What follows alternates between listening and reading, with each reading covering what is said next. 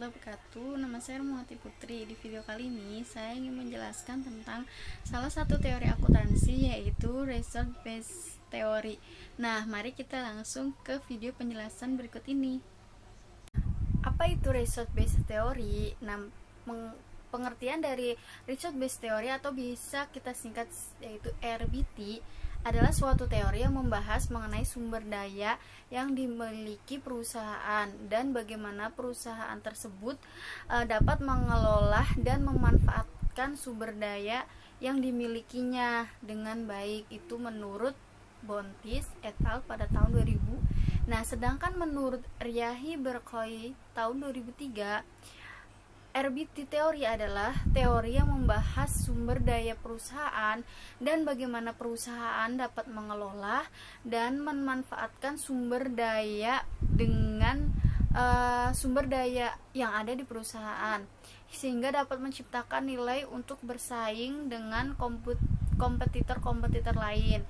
Nah, result based theory atau bisa disebut kita RBT memiliki pandangan bahwa perusahaan dapat memiliki keunggulan yang kompetitif dan kinerja yang optimal apabila perusahaan mengakuisisi, menggabungkan dan menggunakan aset-aset vitalnya.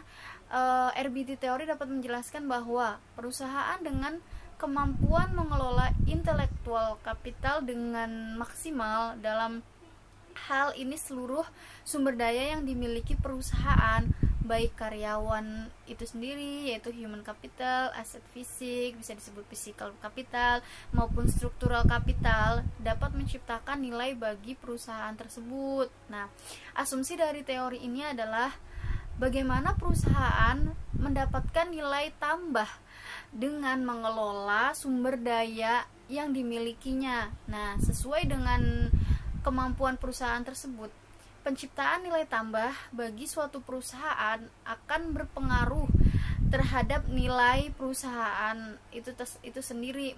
Itu penjelasan menurut Barney pada tahun 1991. Nah, ada beberapa variabel yang memiliki kaitan dengan RBT atau result based theory, yaitu variabel competitive advantage. RBT teori memandang perusahaan sebagai kumpulan sumber daya dan memiliki kemampuan. Nah, perbedaan sumber daya dan kemampuan perusahaan dengan perusahaan pesaing akan memberikan keuntungan yang kompetitif. Nah, kemampuan perusahaan dalam mengelola sumber dayanya dengan baik dapat menciptakan keunggulan kompetitif sehingga dapat menciptakan nilai bagi perusahaan.